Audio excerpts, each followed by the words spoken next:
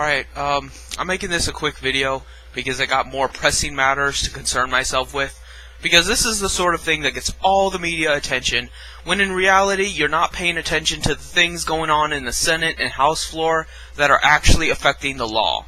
Oreo coming out defending the LGBT community, while despicable in its own right, is not a pressing matter. It has no effect on the law. That's what people fail to understand.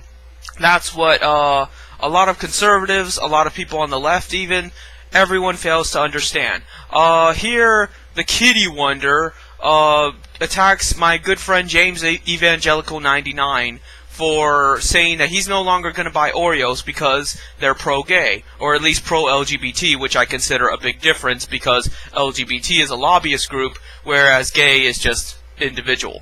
So, yeah, I can understand him being mad at Oreo company not buying Oreos. Guess what? There are generic brands of Oreos you can buy. You can go to the dollar store right now and get a fucking Oreo equivalent. It's not hard. The point here is that TheKittyWonder attacks him and claims that he's ignorant and blah blah blah. You were the one that said you had brain damage. Who are you to talk about anyone else's intelligence? Meanwhile, you are also the cerebral palsy victim who lives with your cat. I do not think you're in any position to judge this man. But regardless, the point here is that she also posts Mr. Ebzion's retort where he says that boycotting is stupid. Which I agree with. Boycotting is stupid. You don't change anything by boycotting. You change things by changing the laws. Or at least it forces them to move around it. Now, am I suggesting that you're stupid for boycotting? No. If that makes you feel emotionally better, if it makes you feel emotionally secure, to feel like you are not promoting that by refusing to purchase it, then sure, go ahead and do it. I support you in that. But do not think for 1 second that we vote with our dollar, because if we did, shit would not be the way it is. You cannot simply blame it on the free market. The proof is that corporations have done a very good job of keeping people ignorant about the issues, ignorant about where their money is going, and ignorant about our own civil liberties. So no, you cannot blame it on people boycotting because they don't know better, at the very least. And at most, they feel like they have no power anyway, so they're just not going to buy it, and maybe that'll do something. Well, no, it's not going to do something. But what you can do is go to your state legislator and impose certain laws to regulate behavior in such a way that it would affect something. I would say the same thing to vegetarians. All the time, vegetarian friends are upset with the way animals are treated. I agree. Animals should not be so badly treated. There is no reason why we cannot eat meat and at the same time not have to fucking take a hammer to a cow's head and cruelly abuse it. So, instead of just not eating meat, which obviously isn't working, which obviously isn't producing less meat, then make legislation.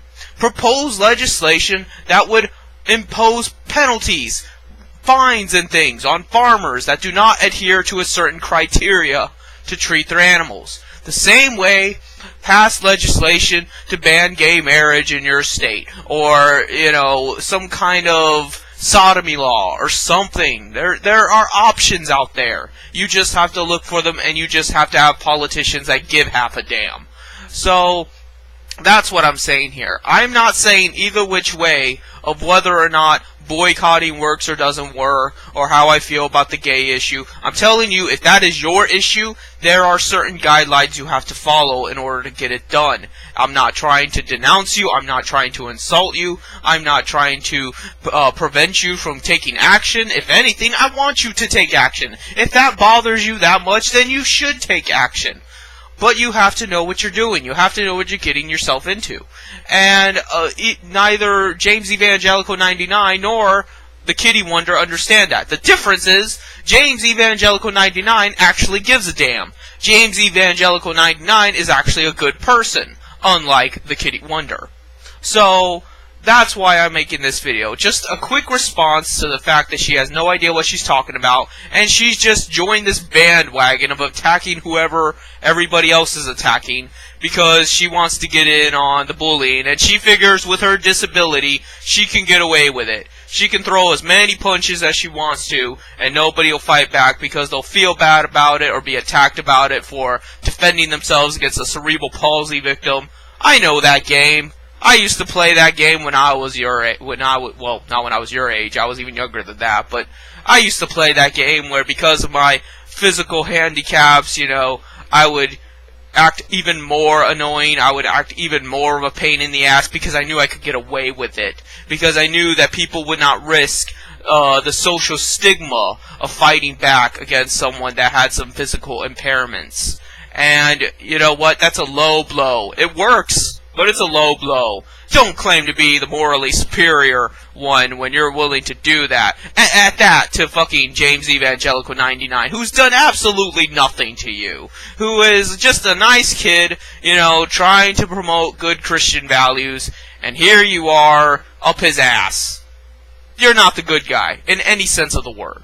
So, I just figured that needed to be said. I'm going to defend my friends when they are attacked, and maybe you'll consider the fact that if something bothers you, take it up with the law. Don't bother trying to boycott it. Don't bother trying to, change people's minds. That shit doesn't work. People don't want to listen. The only thing they listen to is money and law enforcement. So, give that some forethought.